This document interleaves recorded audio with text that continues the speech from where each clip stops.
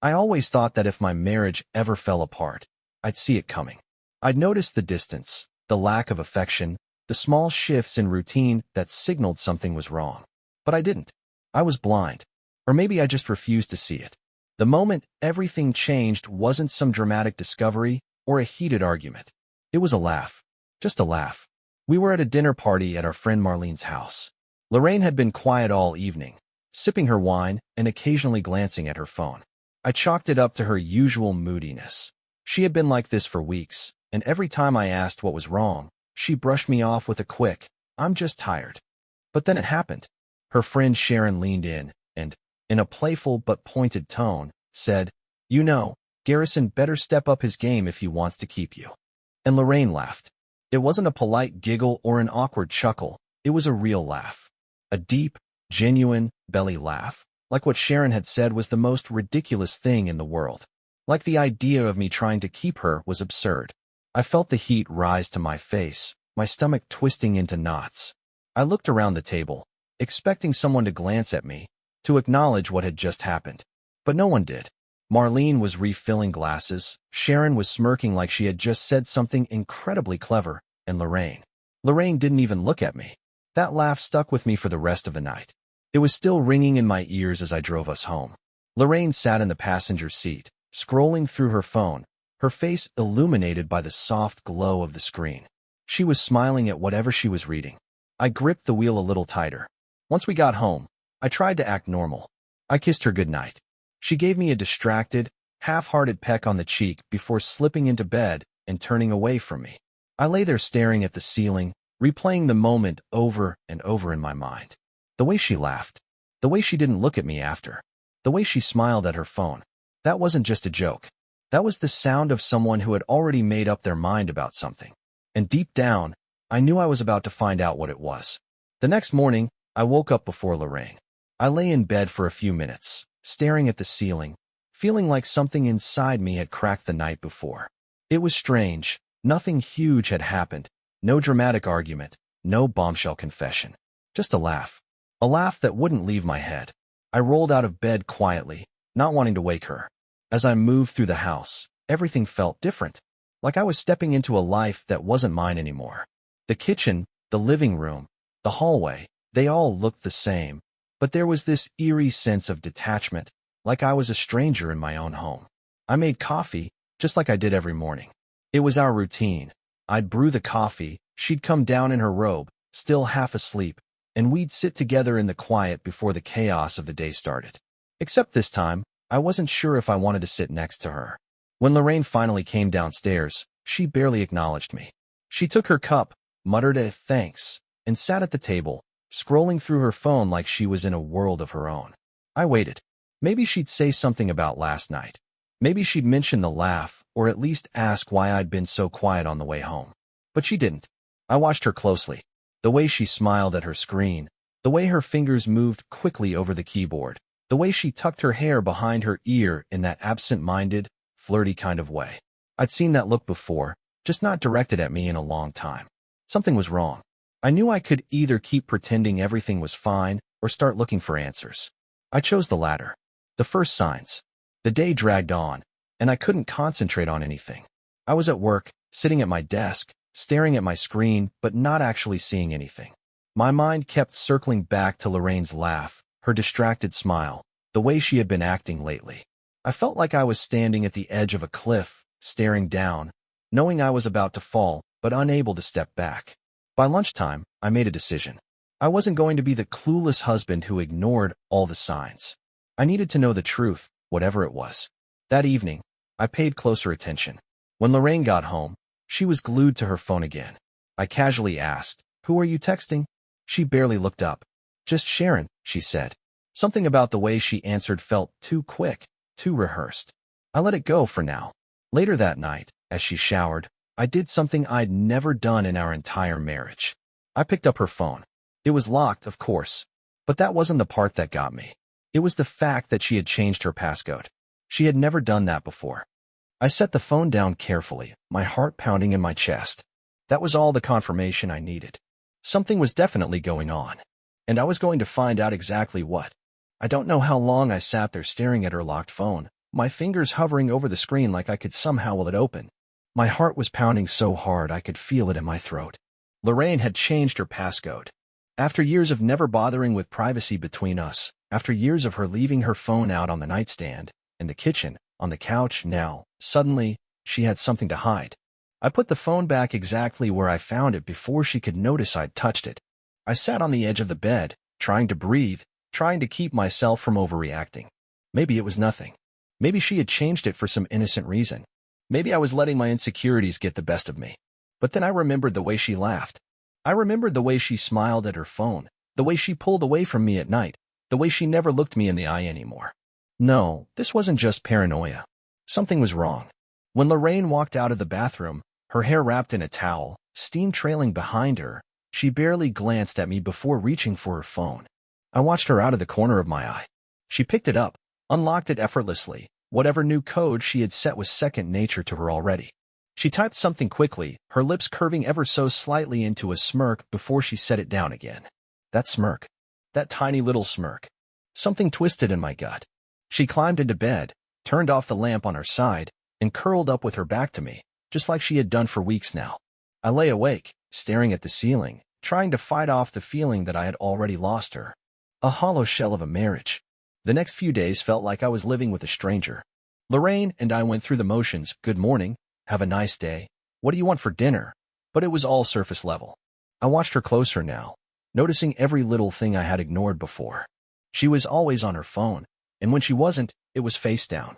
She suddenly had evening plans she never used to have, just grabbing drinks with the girls, she'd say, but she never smelled like alcohol when she came home. Her texts came at odd hours, and she laughed at them, a kind of soft, private laugh I hadn't heard in a long time. Then came the outfits. Lorraine always dressed well, but now she was putting in extra effort. New dresses. New lingerie tucked away in the back of her drawer, tags still on. Perfume I had never smelled before. I wanted to ask, I wanted to confront her, but every time I opened my mouth, the words got stuck. What was I supposed to say? Hey, I think you're cheating on me because you laugh at your phone too much? So I waited. I waited for the proof I needed, something undeniable. Something that would make her look me in the eyes and tell me the truth. The lie that broke it all. It came on a Friday. Lorraine had been acting distant all day, barely speaking to me, lost in whatever world she had built outside of our marriage. That evening, as she stood by the front door in a tight black dress I had never seen before, slipping on a pair of heels that made her legs look longer than I remembered, I asked, "Where are you going?" She hesitated for half a second. Not long enough for most people to notice, but I did. "Dinner with Sharon," she said, smiling like it was nothing. I nodded, forcing a casual tone. "Oh, cool. Which restaurant?" Again, that tiny pause. La Mer." I smiled back at her. "Sounds nice. Maybe I'll call Sharon, see if I can crash the party." That's when I saw it, the flicker of panic in her eyes. It was fast, barely there, but it was real. "Oh, it's kind of a girls' night," she said, tucking her hair behind her ear, not quite meeting my gaze. I nodded like I believed her. "Of course. Have fun." She kissed me on the cheek, too quickly, like she just wanted to get out the door. As soon as the door closed behind her, I grabbed my keys and my jacket. Because Sharon? She was out of town, and Lorraine had just lied to my face. The moment Lorraine stepped out the door, my mind was already racing. I stood in the quiet house, the faint scent of her new perfume lingering in the air, and every nerve in my body was screaming that something was wrong. The lie had been so quick, so casual, but the way she hesitated, that flicker of panic, told me everything. She wasn't with Sharon. She wasn't having a girls' night. She was with someone else. I grabbed my jacket, slipped out the door, and got in my car. I wasn't the kind of man who followed his wife around like some paranoid fool, but this wasn't paranoia. This was instinct. As I pulled onto the road, I kept my distance, watching as Lorraine's car moved smoothly through the evening traffic. She wasn't heading toward La Mer. I knew that much because La Mer was across town, in the opposite direction. Instead, she drove toward a more upscale area, where the expensive restaurants and dimly lit lounges catered to people who wanted to disappear into the background. My grip on the steering wheel tightened. She pulled into a parking lot behind a small boutique hotel. My stomach dropped. I parked across the street, my hands clammy as I watched her step out of the car, adjusting her dress, smoothing her hair.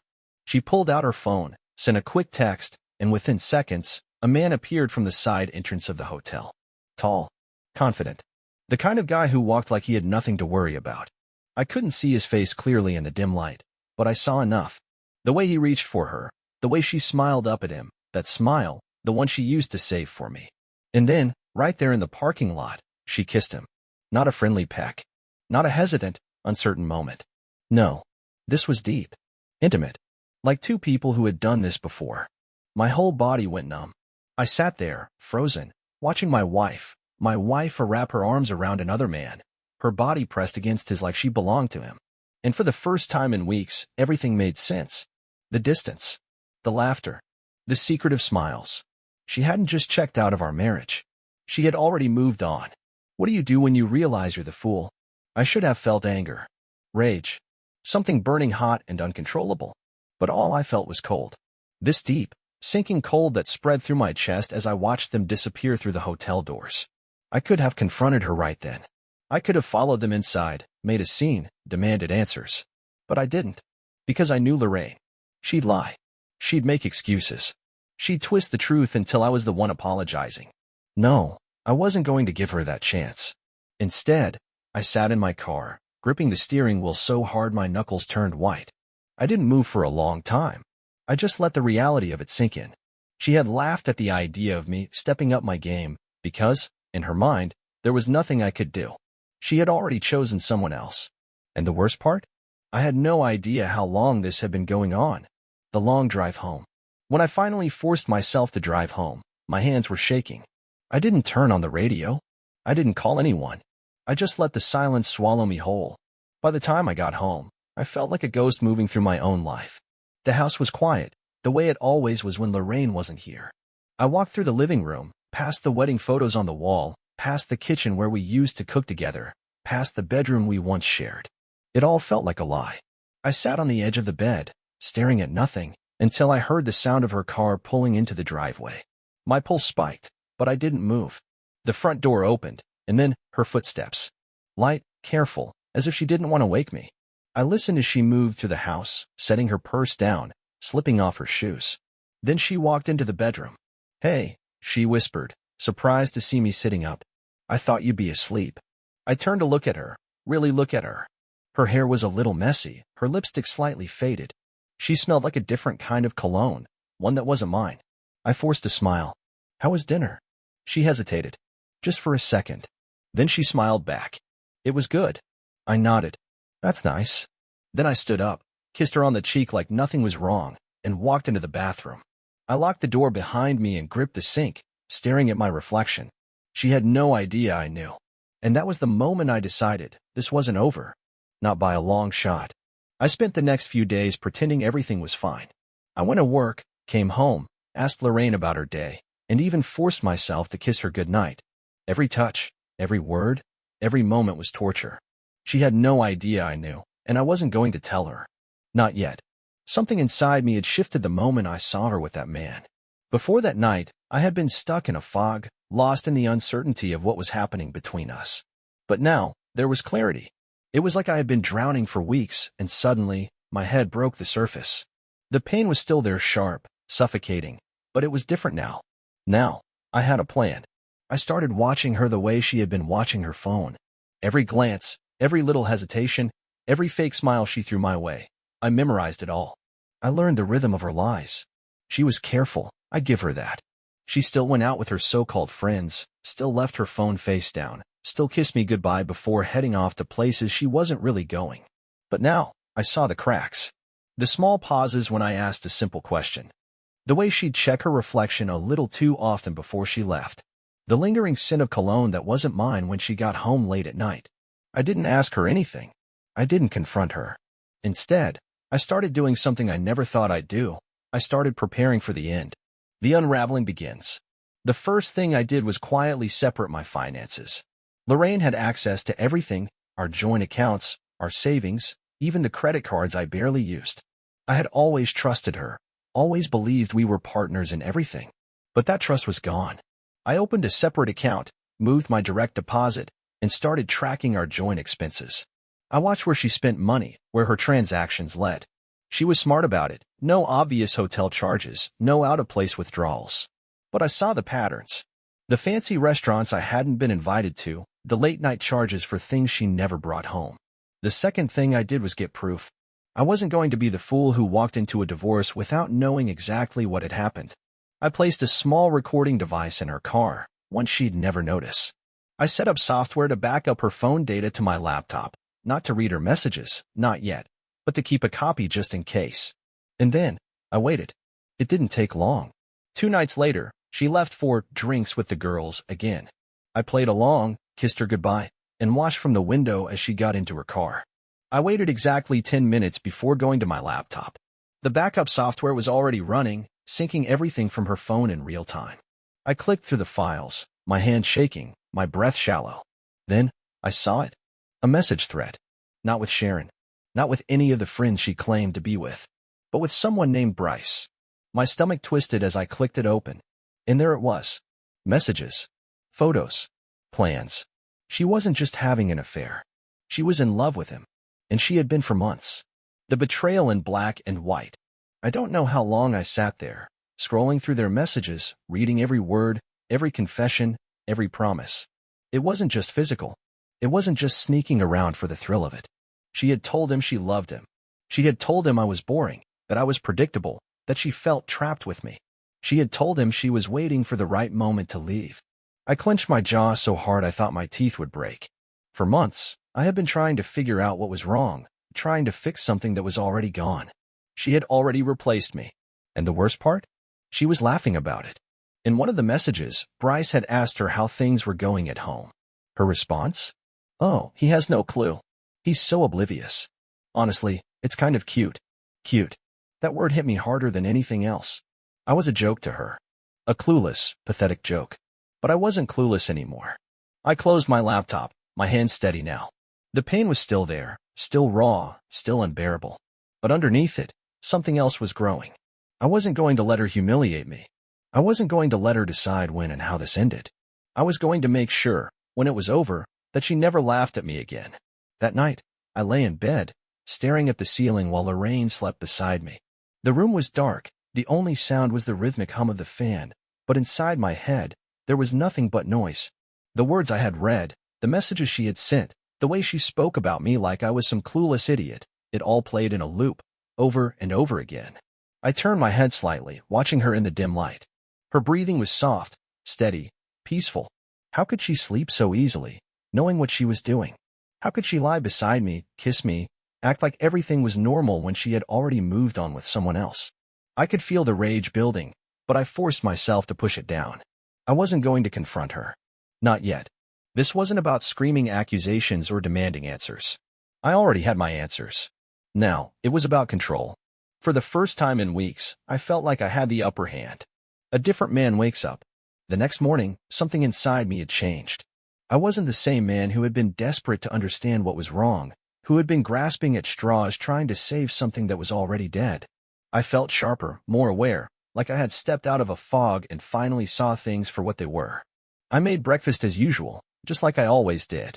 Lorraine walked into the kitchen, her hair slightly messy, still in her robe, rubbing sleep from her eyes. She gave me that same distracted, routine good morning as she reached for the coffee pot. For the first time in a long time, I really looked at her. She wasn't the woman I had married. Or maybe she was, and I had just been blind to it all these years. She was comfortable. Not in the way couples are supposed to be comfortable with each other, but in a way that meant she no longer saw me as anything more than background noise. She didn't even notice the change in me. I slid a plate of eggs and toast in front of her and sat down with my own coffee.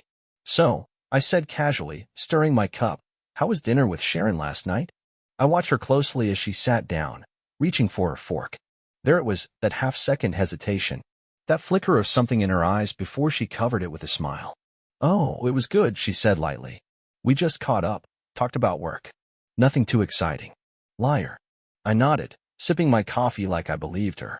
"That's nice," I said, setting my mug down. "I was thinking we should have a date night soon. Maybe check out that new steakhouse that opened up downtown." She blinked, caught off guard. "Oh," she said, shifting slightly in her chair. Yeah, sure. That sounds nice." But I saw it. The slight tension in her posture. The way she suddenly seemed more focused on cutting her food than looking at me. She was lying again. She had no intention of going on a date with me. Watching her play the game. Over the next few days, I kept playing my role.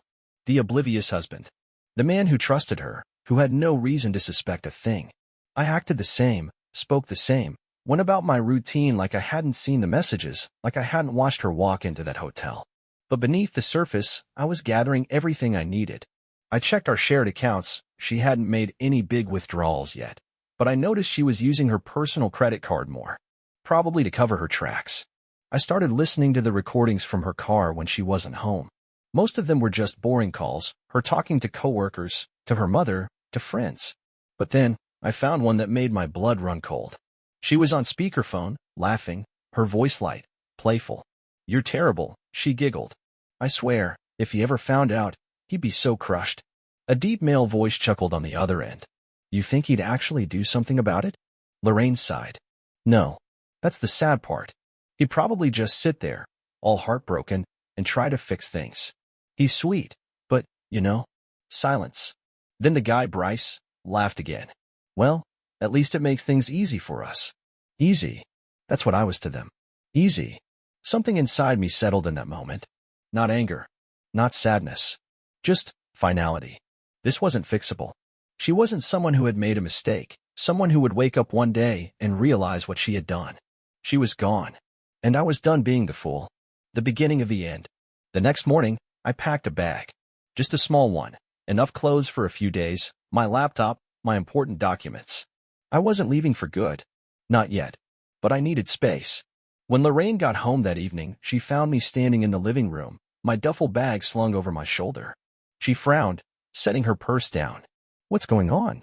I exhaled slowly, forcing my expression to stay neutral. "I think we need some time apart," I said simply. Her brows knitted together, confusion flashing across her face. "What? Why?" I looked at her for a long moment. "I just feel like something's off," I said, my voice steady. "Like we're not on the same page anymore." She hesitated. I could see the calculations happening in her head, the gears turning. She wasn't upset. She wasn't heartbroken. She was relieved. That told me everything I needed to know. Instead of begging me to stay, instead of trying to work through it, she just nodded. "Maybe you're right," she said, crossing her arms. "Maybe some space would be good." I felt something break inside me at that moment. Not pain. Not sadness. Just nothing. I nodded, turned toward the door, and walked out. I didn't look back. Not because I didn't care anymore, but because I knew that when I came back, it wouldn't be as her husband. It would be as the man who finally took control. I drove for hours that night, letting the road stretch out in front of me while my thoughts unraveled one by one. I had walked out, left her standing there, but the weight of everything I had discovered sat heavy in my chest. She had been relieved when I left. Relieved. That single reaction told me everything I needed to know. She had already detached. She had already moved on. The marriage I had spent years building, the life I had worked to provide, had been a disposable comfort to her. I checked into a hotel, a quiet, out-of-the-way place where I could think. Alone. I had no plans beyond that. No clear direction for what came next. For hours, I lay on the unfamiliar bed, staring at the ceiling, replaying every moment of our marriage, trying to pinpoint where it had all gone wrong. Was it years ago? Was it recent? Had she always been like this, and I had just been too blind to see? At some point, exhaustion took over. I didn't dream. I just sank into the kind of sleep that feels like a black hole. When I woke up, my phone was vibrating on the nightstand. "Lorraine." I let it ring. Minutes later, a text followed. "Lorraine, where are you?" I stared at the screen for a long time before setting the phone down without responding. She didn't follow up. That told me even more than her initial text. She wasn't panicked. She wasn't desperate to talk. She just wanted to know. Maybe to keep up appearances, maybe to feel like she still had control. But whatever the reason, I didn't give her the satisfaction of an answer. Instead, I got up, took a long shower, and finally did what I had been avoiding. I called a lawyer. Cutting the cord. I had always thought of divorce as a last resort, something that only happened when everything else failed. But now, as I sat in that sterile office across from a man who had seen 100 cases like mine, I felt strangely at peace. The lawyer, a sharp-eyed man named Collins, leaned back in his chair after listening to my story. "You've already done most of the hard work," he said, tapping his pen against the desk. "You've gathered evidence. You've separated your finances. You've even given yourself distance. That's more than most people do before coming to me. I nodded, but the weight in my chest didn't lift. What's your priority here? He asked. Do you want to fight? Take her for everything? Or do you want a clean break? I exhaled slowly. I want out. I don't care about revenge. I don't need to destroy her. I just want this to be over. Collins studied me for a long moment before nodding. That's smart. But keep in mind, women like her don't like losing their safety net. If she thinks she's losing something, she will fight back. I already knew that. Lorraine had already moved on emotionally, but she hadn't expected me to be the one to walk away first. She had wanted to control how things ended. Now, I was taking that away from her. Collins slid a folder across the desk. I'll draft everything and get it in motion. In the meantime, keep playing it cool. Don't let her see what's coming. The final illusion. I followed his advice. When I got home later that evening, Lorraine was sitting on the couch, her legs tucked under her, scrolling through her phone. She looked up as I walked in, her expression unreadable. I was starting to wonder if you were coming back, she said. I dropped my bag by the door. Needed some time. She nodded slowly. And did it help? I studied her, searching for any sign of guilt, regret, anything. But there was nothing. Just that same detached curiosity, like I was a puzzle she was trying to figure out. Yeah, I said. It did. That was all I gave her. No argument. No accusations. No explanations. And that seemed to unsettle her more than anything.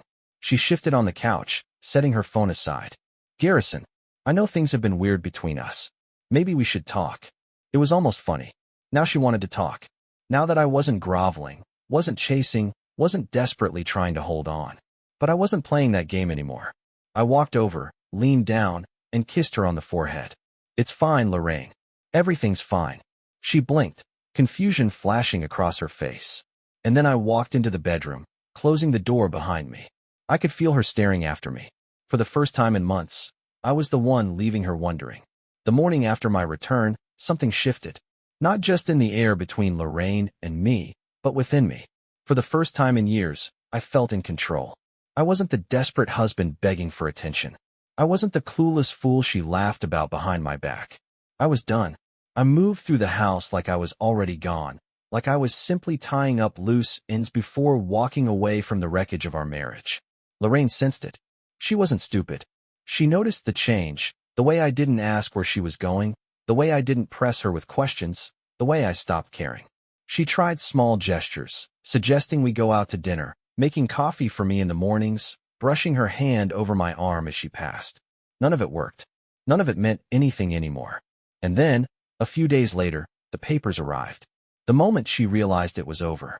I was in the kitchen when she came home, tossing her keys onto the counter like she always did. I barely looked up as she sorted through the mail. Then I heard the pause, the sharp intake of breath. What is this? She asked, holding up the envelope with my lawyer's name printed neatly on the front. I finished my sip of coffee before answering. Divorce papers. She didn't move, didn't blink. You're serious? I nodded. Completely. She scoffed, shaking her head. So you just decided without even talking to me? I finally met her eyes. You decided a long time ago, Lorraine. I'm just catching up. Her mouth opened, like she had something to say, but no words came. She wasn't angry. She wasn't even sad. She was shocked. Because in her version of events, she had been the one in control. She had assumed that if anyone was walking away, it would be her, on her terms. Not like this. Not me leaving her. No more lies. She didn't fight it. Maybe because she knew I had proof, maybe because she had already been planning to leave, or maybe because deep down, she understood there was nothing left to save. She signed the papers a week later. I moved out before she had the chance to spin it into something dramatic. Packed my things, took what was mine, and left without a scene. No big argument, no breakdown, no last-minute attempt to fix what had already been broken. And just like that, it was over. The life I never saw coming. It took time. Divorce isn't just a legal process. It's an unraveling of everything you thought you knew about yourself. There were moments when the loneliness hit, when the silence in my new apartment felt heavier than I expected. But then something happened. I started waking up happy. I stopped walking on eggshells. I stopped questioning myself. I started living for me again. I hit the gym, not because I needed to step up my game for anyone, but because it felt good. I reconnected with old friends, went on road trips, picked up hobbies I had abandoned years ago. And one day, without even trying, I met someone new. She wasn't a replacement. She wasn't some desperate attempt to fill the void Lorraine had left. She was different, real, kind. A woman who saw me, not as a backup plan, not as a joke, but as a man worth choosing. And this time, I knew better. This time, I wasn't afraid to walk away if I wasn't respected. Because the best thing I ever did for myself was leaving someone who didn't value me. Lorraine may have laughed that night, but in the end, I was the one who got the last laugh.